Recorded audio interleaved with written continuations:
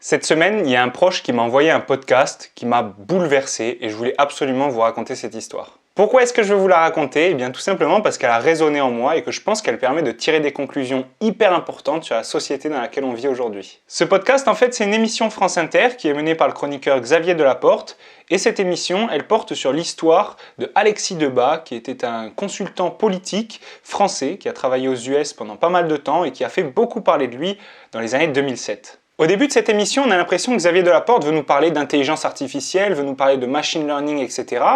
Et en fait, il n'a pas l'air d'y connaître grand-chose et lui, il fait ses propres recherches et il nous explique comment il fait ses recherches.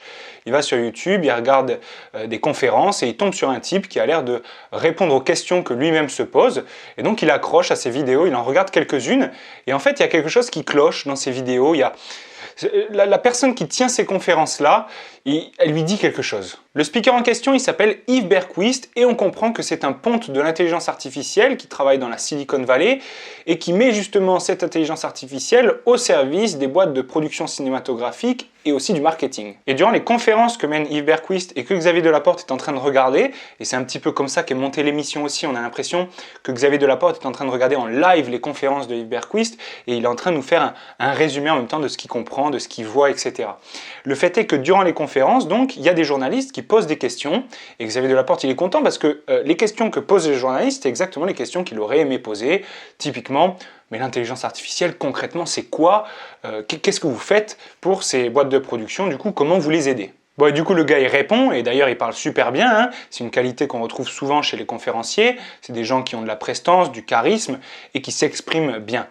Le truc, c'est que là, il fait des réponses un petit peu toutes faites, des disquettes qu'on a déjà tous entendues lorsqu'on parle d'intelligence artificielle, c'est-à-dire que le gars se base sur des données, voilà, des centaines de milliers de séries et de films pour conseiller les boîtes de production et les départements marketing de ces boîtes de production pour essayer de comprendre quels sont les facteurs qui, dans un film, dans une série, font qu'il y a telle ou telle audience qui réagit. Il explique quand même que l'étude, elle se porte principalement sur le scénario, les personnages, les émotions qu'ont ces personnages au cours du film, etc. Et il dit que sa boîte a développé une formule mathématique de l'intéressement. Moi, quand j'entends ça, ça me fait penser à une méthode de scoring. C'est une méthode qu'on utilise aussi bien dans le domaine scientifique que dans le monde de la finance ou des assurances, par exemple. Et même si parfois, en fonction de l'application, la méthode porte un nom un petit peu différent, ça reste fondamentalement la même chose. Le scoring, ça consiste simplement à déterminer l'importance de certains facteurs pour obtenir une réponse. Je vais vous donner un exemple avec le marché de l'immobilier. Je cherche à faire la juste estimation d'un bien, et je sais évidemment que le prix d'un bien dépend de plein de facteurs. Mais ces facteurs, je ne connais pas leur importance. Je sais par exemple que quand même, le nombre de mètres carrés, ça joue énormément. L'emplacement, mais ça peut aussi être le nombre de fenêtres, l'exposition, si c'est de la moquette, si c'est du parquet, tout ce genre d'informations qui au début nous semblent peut-être des informations pas forcément utiles, etc., mais qui au final vont montrer de l'importance dans la détermination du prix. Et en fait, justement, pour développer cette formule mathématique, eh bien, il faut s'appuyer sur des données dont on a la réponse. Donc typiquement, on va aller sur Le Bon Coin et on va regarder la description des biens et le prix des biens. Et ça, on peut le faire faire par une machine, si vous voulez. Et du moment qu'on le fait faire par une machine, donc par de l'intelligence artificielle, eh bien, on ne sait plus comment la formule mathématique se développe.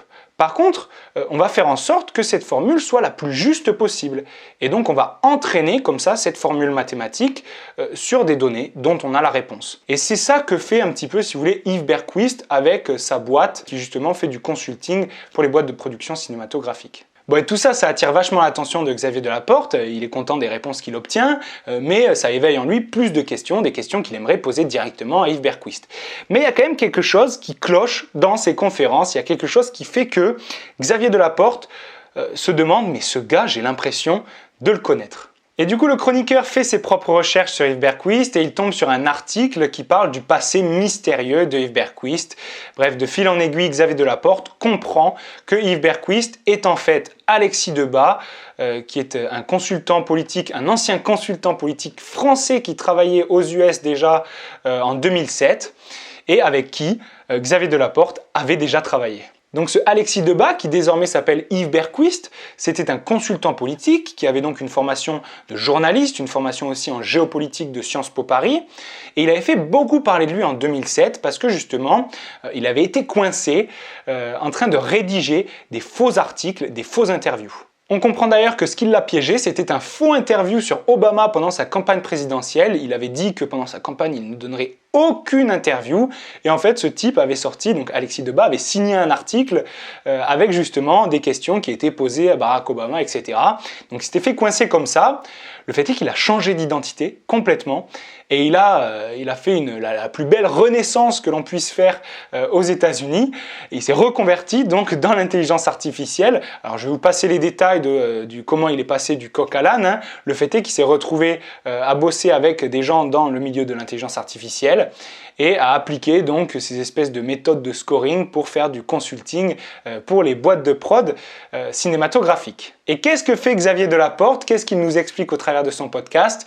Eh bien qu'il a invité Yves Berquist en interview dans les studios de France Inter pour lui poser quelques questions. Et évidemment, on comprend que Xavier Delaporte a envie de lui poser des questions sur son passé, mais il y a un accord qui va être passé entre les deux hommes, donc entre Alexis Debat, parce que c'est comme ça qu'ils se sont connus, hein, Alexis Debat et Xavier Delaporte. Donc il y a un accord qui est passé entre deux pour ne pas parler, ne pas évoquer justement le passé de Yves Berquist.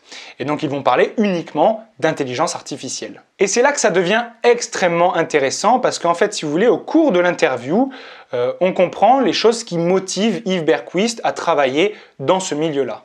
Et en fait, sans le vouloir ou peut-être de manière contrôlée, on ne sait pas, et Xavier Delaporte a du mal à le comprendre, eh bien Yves Berquist va faire plusieurs fois allusion à son passé. Il explique qu'il s'intéresse énormément au processus narratif et que notre société est en fait construite de processus narratifs. Il explique que ce qui nous caractérise, c'est notre histoire et la manière dont on la raconte. Et il fait le lien avec son job actuel en expliquant que l'association entre le cinéma et les technologies, c'est ce qui permet de créer les récits les plus puissants. Des récits qui sont encore plus puissants, encore plus intéressants que ce qui se passe aujourd'hui en politique à Washington, puisqu'on le sait, aujourd'hui des séries Netflix comme par exemple Narcos ou des entrepreneurs du type Elon Musk font bien plus parler d'eux, font bien plus d'audience que Joe Biden typiquement. Et en fait on comprend que Yves Berquist dans son job actuel fait des choses très similaires à ce qu'il faisait avant en tant que journaliste géopolitique. Il raconte des histoires, il dit aux gens ce qu'ils veulent entendre. Et quand d'ailleurs il nous parle d'intelligence artificielle, il fait rêver, il emploie des termes techniques comme le font généralement les gens qui bossent dans ce milieu-là aussi. Mais il emploie les termes techniques, on a l'impression qu'il ne sait pas trop de quoi il parle, mais en même temps ça nous met des étoiles dans les yeux, on a envie de l'écouter. Et il est très fort pour ça. Et d'ailleurs, cette histoire de double personnalité, de changement d'identité, etc., et le fait qu'il ait accepté quand même qu'il y ait certains articles qui soient rédigés sur lui concernant son passé, eh bien on ne se demande pas si quelque part il en joue aussi. Et quand on l'écoute, on a l'impression d'être en déconnexion totale, on a l'impression de perdre ses moyens. Quand il parle justement des processus narratifs, on a l'impression que le monde tel qu'il nous le décrit, c'est exactement ça, et qu'il l'a compris. Et qu'aujourd'hui, les gens font que raconter des histoires.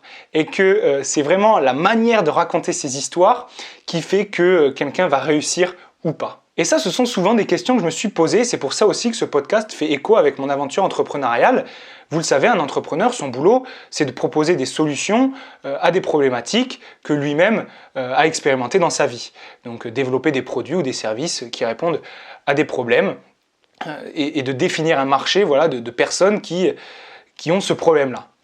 Le fait est que quand on produit quelque chose, on vient souvent à se poser la question, mais est-ce que ce que je suis en train de faire, je le fais par plaisir et c'est pour moi, ou est-ce que je suis en train exactement de répondre à la demande et est-ce que je ne suis pas sans arrêt en train de me prostituer à cette demande-là? À un tel point que certaines personnes en viennent à créer du contenu, à produire des choses qui sont plus du tout en résonance avec eux-mêmes, avec leur identité, mais plutôt en cohérence avec cette histoire qui se sont créées, avec cette carapace, et avec ces faux récits qui finalement nous rendent tous malheureux. Que ce soit la personne qui crée ce récit, ou la personne qui l'écoute et qui a des étoiles dans les yeux, qui rêve, et qui ensuite va finir par être malheureuse. Et tout ça, ce podcast, ça m'a permis de réfléchir là-dessus, et ça m'a fait comprendre à quel point désormais, et depuis toujours d'ailleurs, j'ai envie de faire des choses qui me ressemblent, et que j'ai envie de proposer des choses sans forcément être à l'écoute tout le temps des autres, mais plutôt à l'écoute de moi-même. Donc voilà, j'espère que cette histoire elle vous a plu, j'espère que cette vidéo qui est bien différente de toutes les autres vous a plu aussi. Si vous voulez encore écouter des vidéos de la part de l'équipe de Sans Cravate, des vidéos qui résonnent avec notre identité, eh bien pensez à liker cette dernière et pensez à vous abonner à notre chaîne. Allez, ciao et à bientôt!